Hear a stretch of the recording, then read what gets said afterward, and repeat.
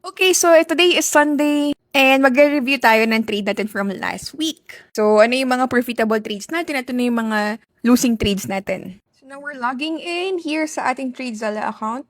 And this account has started last August 1 and now we will be checking yung August 1 hanggang September 21. So, mga roughly around almost 2 months. And for 2 months, we were able to generate a total of $6,000 from a total capital of $2,000. So later, we will be visiting our MyFX book to show you that we are already ROI in this account. With a total trade win of 67.65% and daily win percentage is 76%. Now, medyo mababa tayo when it comes to maximum drawdown because yes, nag-drawdown tayo I think last month ng 62% and yung average win-loss natin mas marami yung malalaking loss. Because probably of my risk-reward ratio because knowing myself, aggressive talaga ako when it comes to my risk tolerance. But yeah, I'm just human. We have our emotions, diba? Na-discuss ko last time na sometimes we tend to get hard on ourselves. We feel like parang ano ba, hindi talaga ako disiplinado. Hindi ko talaga kaya disiplinahin yung sarili ko. It's just that we have our emotions. And we are human. And we are bound to really feel those emotions. Especially if it is about money. Diba? But at the end of the day, the goal is, even though meron kang mga losses, dapat mas malaki pa rin yung profit mo. So, ito ating na-generate from August, but we'll focus on September last week. So, this was our trade last week. So, nung September 15, naka-752 tayo. September 16, naka-381. September 17, naka-996. September 18, naka-907 negative. So, nabawi lang. And then come September 19, ay naka-$963 tayo. So, kung i-compute natin siya, nasa $2,216 tayo last week. Nasa roughly around 126,249 pesos. Which is actually not bad. So, pupulutin yung 126,000 pesos, diba, in just 1 week. With an account na risk-free, na nandito lang sa bahay, buong araw, nanonood ng Netflix, at nakafocus sa pag-baby, diba? Walang ganun na trabaho. I believe trading lang makakapagbigay sa inyo ng ganitong financial freedom and time freedom. Unless siguro gumawa kayo ng krimen or mangurakot kayo. Diba?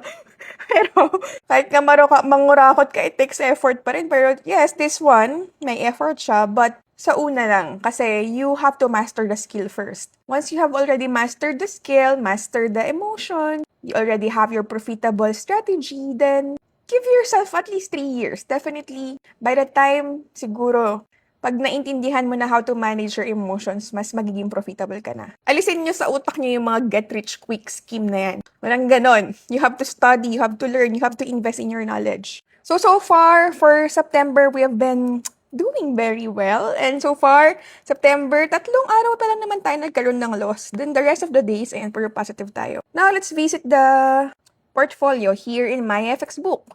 Because I believe this is what you want, diba? You want transparency. So, dito tayo sa manual trades. And right now for our MyFX book, yes, this is real account, XS broker with 1:2,000 leverage, MT5.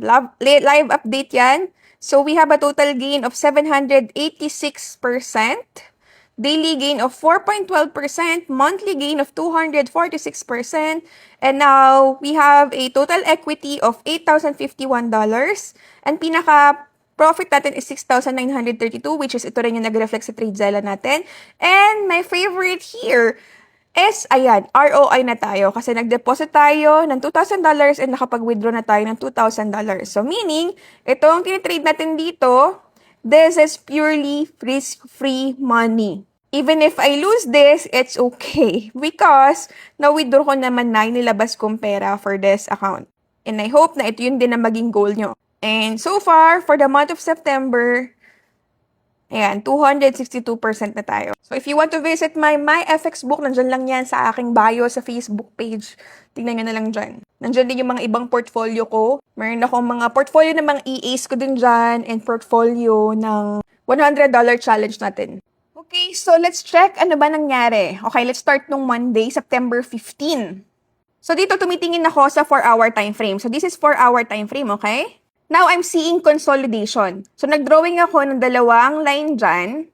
And tinignan ko kung saan nagbabounce yung presyo. And kung mapapansin nyo, itong ating Bollinger Band din is naka-straight line din siya. Hindi siya naka-sloping up, hindi siya naka-sloping down. So, basically, ang ginagawa niya is ranging. Okay? So, sa 4-hour time frame, naka-ranging siya. Yung pinaka-recent niya na trend. So, ngayon, ang inaantay ko is breakout. So, kung ito mag-bounce up dito at basagin niya to, then I'll go for buy. Kung ito mag-bounce down or basagin niya to, then we're going for sell position. Otherwise, kung ito magbabounce lang, paakyat or baba, then we'll go for buy and sell. Bababa tayo sa lower time frame para makita natin clearly yung bouncing nito. So, kung mapapansin nyo rin yung gamit ko ng mga indicators, Bollinger Band, Stochastic, ATR, tsaka Moving Average 200. Yun talaga yung gamit na gamit ko.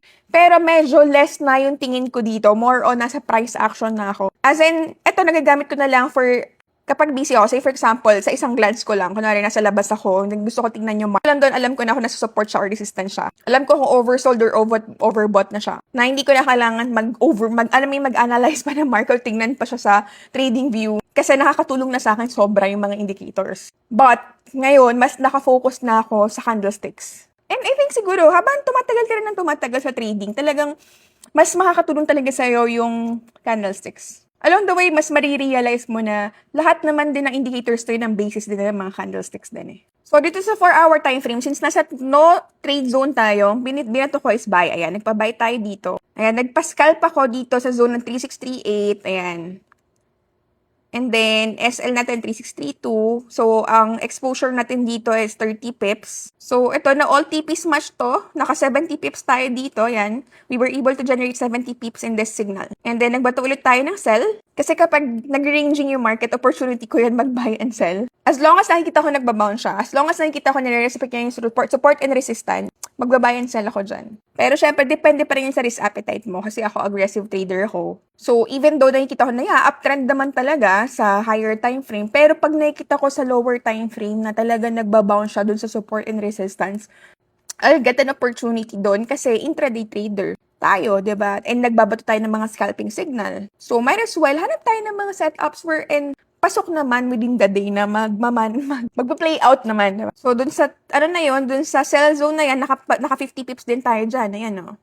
Plus 50 pips. So, umabot siya hanggang TP4. Okay? And then, nagpa-buy naman ulit tayo. And then, for our buy naman, we were able to generate an all TP smash. Ayan. So, naka 80 pips din tayo dyan. So, ayan, sabi ko, 4-hour time frame, lock pa rin sa consolidation, wala pa rin clear breakout. So, sa 15-minute time frame, parang tayo nagpiping-pong na ba? Kasi buy and sell tayo. And then, ayan, nakita na natin sa 4-hour, ayan, nag-break na siya, guys. Ayan. Ito yung inaantay natin na breakout. From this consolidation, antay tayo ng breakout. And finally, ayan, nag-break na siya. So, nung pag-break niya, ayan, nagpa-buy tayo, na-invalidate siya. Ayan. So, meaning na-invalidate na SL hit tong ating 3651. So, sabi ko nga, ayan, could be a retest or a false breakout. Kasi, though ito, nagkaroon siya ng breakout dito, fake breakout lang pala siya. Okay? So, yeah, it happens, di ba? Even though na technical natin is umaayon, there are times talaga na may SL hit tayo. That is why sobrang importante ng risk-reward na mas marami pa rin yung profit mo more than your losses. Kasi even though na nagkaroon tayo ng loss, pero prior that, meron naman tayong mga profits. So, carry lang, diba? Otherwise, nag-over-lot size ka, diba? Kung nag-over-lot size ka, then definitely. So, pag-break niya, binrake niya, and then nagkaroon siya ng retest. And then eventually, ayan, naka-all TP smash pa rin tayo. So, 140 pips. So, yun, September 15, ayan, nagkaroon man tayo ng SL hit na 30 pips. Ay, sorry, 50 pips pala. Ito yung summary natin, ayan, oh. So, nakaka-TP tayo ng 370 pips. Tapos, nagka-SL tayo ng 50 pips. So, ang net nito is 320 pips. Nagkaroon ba tayo ng losses? Yes, may losses tayo. Pero, mas lamang yung profit natin. So, yun yung nangyari noong September 15. So, medyo hahaba na tong video natin kapag diniscuss pa natin lahat ng mga naging setup natin for the rest of the week. But so far, I'm just really happy na yung last week natin was a good week. Aside, syempre, dun sa good news ko na successful yung IVF natin, maganda rin yung mga naging trades natin last week. So, congratulations sa mga pumaldo. So, tomorrow, Monday na, good luck ulit sa mga trades natin. Siguro gagawa tayo ng market outlook for next week. Yun ang ating magiging vlog for tomorrow. Yun lang guys, happy Sunday!